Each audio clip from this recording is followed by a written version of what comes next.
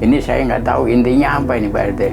Pokoknya nanti dapat penggantiannya dipotong 25%. Kalau kita ngurus SIM aja, SIM itu taruhlah 175. Kita datang sana belum tentu selesai. Tapi ketika kita ngikut kolektif, 700.000 kita bayar, besoknya kita tes langsung pulang bawa SIM. Saya pikir sih nggak bedanya kayak gitu. Pertama mereka sih dibilang dari penggusuran gitu kan. Nah penggusuran itu nggak tahu dari mana. Begitu dia bilang dia broker, ngejelasin dengan jelas begini ya udah kita jadi ikut gitu.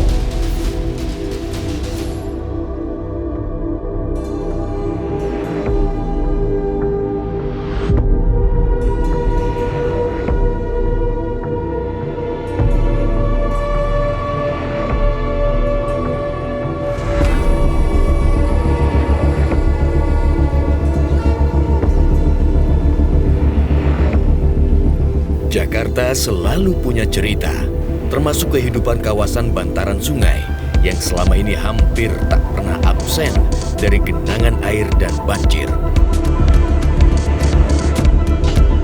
Ciliwung merupakan salah satu sungai yang melewati kawasan Jakarta, melintas sepanjang 120 km, mulai dari Kabupaten Bogor hingga Jakarta, dengan luas daerah tangkapan air 387 km persegi, menjadikannya sungai terpanjang yang membelah kawasan DKI Jakarta.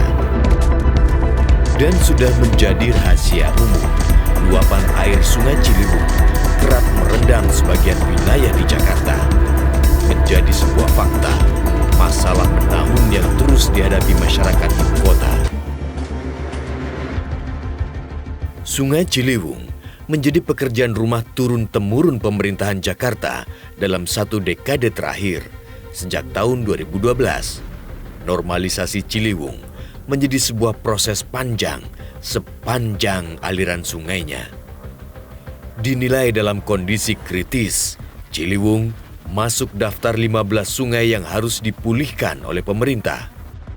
Pembuatan turap beton di sisi Sungai Ciliwung dimulai sejak tahun 2012 dengan anggaran 2 triliun rupiah dari APBN. Sementara pembebasan lahannya dibiayai oleh Pemprov DKI Jakarta. Target pemulihan Ciliwung sepanjang 33,5 km menyasar 18 kelurahan di Jakarta. Namun hingga kini baru terrealisasi sepanjang 16 km. Proyek strategis nasional ini mandek gara-gara persoalan pembebasan lahan.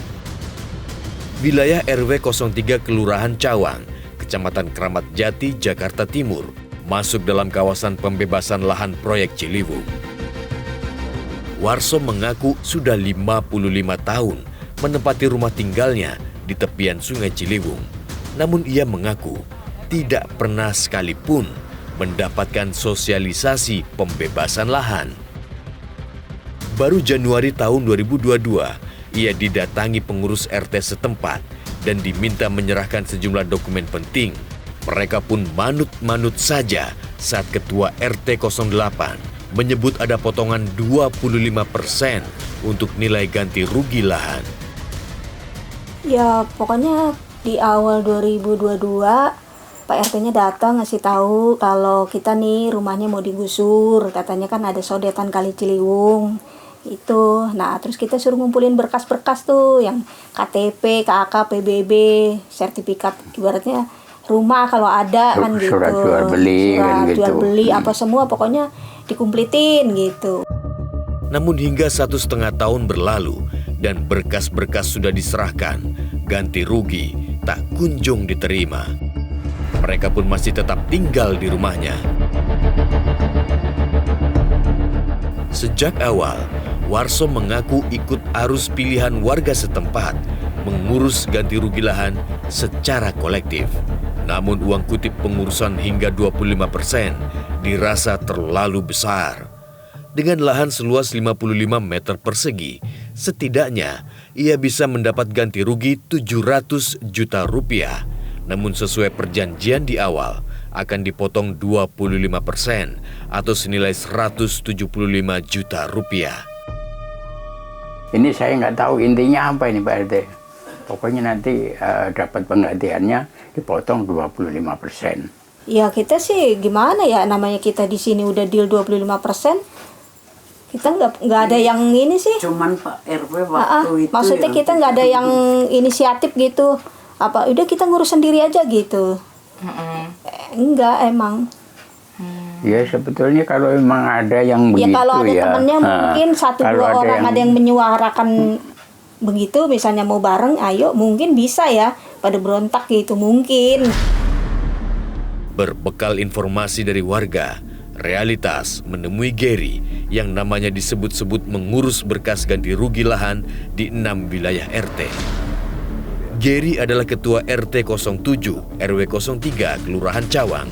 Ia mengaku bertanggung jawab mengurus 96 berkas milik warga.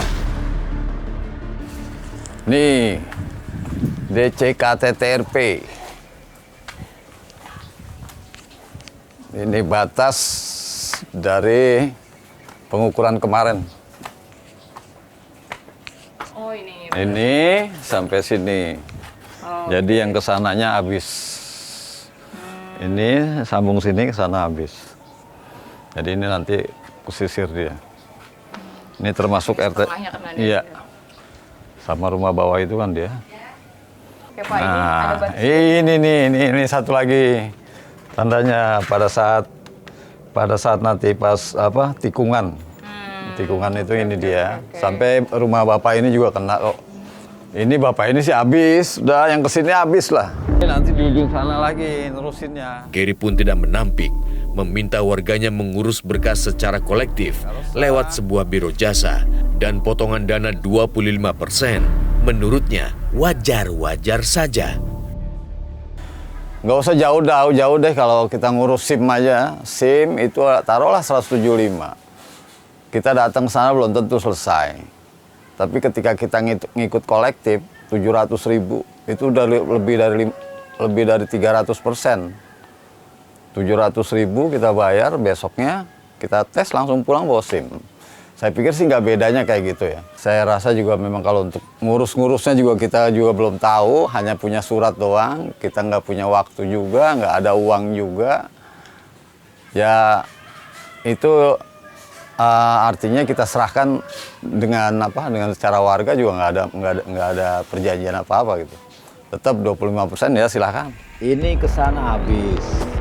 Gary juga mengaku sejak awal tahun 2021 sudah banyak biro jasa bergerilya di wilayahnya. Namun ia meyakini biro jasa pilihannya bisa dipercaya. Kita udah saling percaya karena memang track recordnya juga dia jelas, sudah menyelesaikan di beberapa RW. Ketika mau masuk kita tidak mau menempatkan sesuatu yang berharga kepada orang yang salah, intinya gitu aja. Jadi saya sih mengajak warga juga tidak ada paksaan gitu. Ada warga saya juga ketika dia udah masuk ke saya, ada yang ngambil, bang gua ambil ya silahkan ambil. Dia lariin ke sana sampai sekarang pun juga belum sama-sama belum selesai gitu. Ya tahu sendirilah kalau buat untuk kelurahan, kecamatan kita perlu apa aja terlalu lama. Gitu. Sepanjang tahun 2021 hingga 2023, Pemprov DKI Jakarta sudah mengalokasikan anggaran hampir 900 miliar rupiah untuk pembebasan lahan Ciliwung. Mega proyek dengan anggaran jumbo ini menjadi ladang sumber praktek percaloan yang berburu untung dari Ciliwung.